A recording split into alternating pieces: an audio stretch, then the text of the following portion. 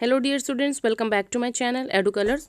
आज हम इस वीडियो में क्लास 6 की हमारे अतीत भाग 1 की वर्कशीट करेंगे, वर्कशीट नंबर 37, जो कि 26 फरवरी को आपको करनी है।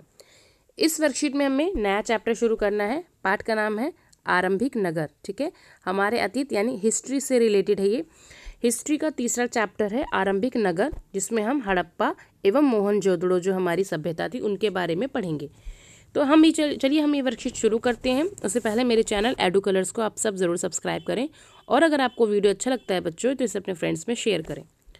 अब हम देखते हैं कि यहाँ पर आरंभिक नगर, ठीक है, आरंभिक नगर यानी कि नए शुरुआती दौर के नगर वो कौन से थे जो नगरों की श्रेणी में हम जिनको डाल सकते हैं। अगर आप यहाँ पे मानचित्र देखेंगे तो ये है मोहनजोदड़ो, ठीक है, और ये है हड़प्पा। ये दोनों ही आज प्रेजेंट में पाकिस्तान में है, यानी कि जब भारत का विभाजन हुआ तो ये क्षेत्र पाकिस्तान में चले गए। ठीक है, तो ये हड़प्पा सभ्यता के नाम से जाना जाता है, क्योंकि हड़प्पा जो क्षेत्र है सबसे पहले मिला था हमें खोज में, इसलिए इसको हड़प्पा सभ्यता के नाम से जाना जाता है। साथ ही साथ यहाँ सिंधु नदी बहती है, इसलिए इसको सिंधु घाटी सभ्यता के नाम से भी जाना जाता है। अब हम पढ़ते हैं हमारा कंटेंट। हड़प्पा संस्कृत भारत की सबसे प्राचीन सभ्यता है। हड़प्पा शहर का अधिकांश भाग जो है वो रेलवे लाइन निर्माण के कारण नष्ट हो गया। इन शहरों का निर्माण तकरीबन 4700 साल पहले हुआ। ये जो नगर है आज के पाकिस्तान के पंजाब और सिंध प्रांतों में भारत में पाए जाते हैं, और भारत के गुजरात, राजस्थान, हरियाणा, पंजाब, ठीक है, और कुछ जो एरिया हैं वो यूपी में भी पाए गए हैं। इन सभी स्थलों से पुरातत्वविदों को अनोखी वस्तुएं मिली हैं, जैसे मिट्टी के लाल बर्तन जिन पर काले रंग के चित्र बने हैं, पत्थर के बाट, मुहरे, मनके, तांबे के उपकरण और पत्थर के लंबे ब्लेड। ठीक है, यहाँ पर हम देखेंगे कि इन नगरों की कुछ खास विशेषताएं हैं। कुछ ऐसा था कि जिनकी वजह से ये नगर जो है, ये जो शहर हैं, ये कुछ अच्छे तरीके से आज के शहरों के हिसाब से भी बेहतर थे। हम देखेंगे ये जो नगर हैं ये दो भागों में बटे थे, पश्चिमी भाग और पूर्वी भाग।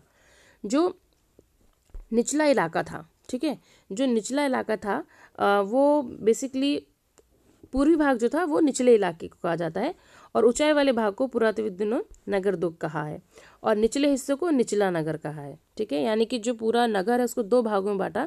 जो ऊंचाई वाला भाग था उसको नगर दुर्ग, और जो निचाई वाला या निचला हिस्सा था उसको निचला नगर के नाम से जाना गया।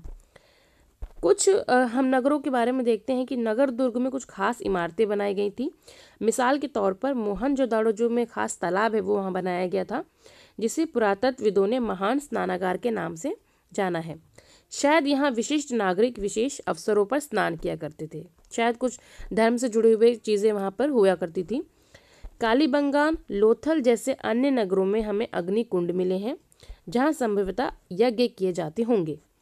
हड़प्पा और मोहनजोदड़ो और लोथल जैसे कुछ नगरों में हमें बड़े बड़े भंडार गृह भी मिले, जहाँ पर अनाज रखा जाता था।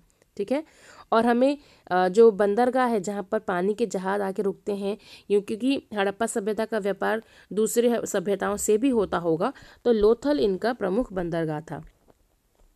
हम देखते हैं कि इनकी भवन, नाले और सड़कें बहुत उत्तम कोटि के थे। इन नगरों के घर आमतौर पर 1 या 2 मंजिल के होते थे। घर के आंगन के चारों ओर कमरे बने होते थे। अधिकांश घरों में एक अलग स्नानागार होता था, और कुछ घरों में कुएं भी होते थे। ठीक है, तो ये विशेषताएं हो गई हड़प्पा सभ्यता के बारे में। अब हम चलते हैं हमारे प्रश्नों की ओर। पहला हमारा प्रश्न है, हड़प्पा काल के नगरों का निर्माण कब किया गया था?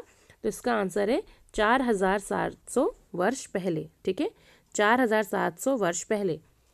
अगला क्वेश्चन, हड़प्पा के नगरों के अवशेष किन स्थानों पर मिले हैं? तो इसका उत्तर बच्चों यहाँ से आप लगाएंगे। ये नगर आधुनिक पाकिस्तान के पंजाब और सिंध प्रांतों और भारत के गुजरात, राजस्थान, हरियाणा और पंजाब प्रांतों में मिले हैं। ये हमारा दूसरे क्वेश्चन का आंसर हो गया। तीसरा क्वेश्चन है हमारा, हड़प्पा काल के नगरों को किन 2 भागों में विभाजित किया गया है? तो आप यहाँ पर लिखेंगे इसका आंसर, पश्चिमी भाग छोटा था लेकिन ऊंचाई पर बना था, और पूर्वी हिस्सा बड़ा था लेकिन ये निचले इलाके में था।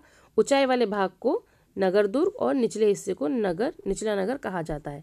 तो ये तीसरे का आंसर हो गया। ठीक है, यहाँ पर हमारे तीनों क्वेश्चन बच्चे कंप्लीट होते हैं। आई होप आपको ये वर्कशीट समझ में आई होगी, अच्छी लगी होगी। अगर आपको ये वर्कशीट अच्छी लगी है बच्चों तो इसे अपने फ्रेंड्स में शेयर करें, मेरे चैनल एडू कलर्स को सब्सक्राइब करें, और साथ में लगे बेल आइकन को भी प्रेस करें। वीडियो देखने के लिए बच्चों थैंक यू सो मच।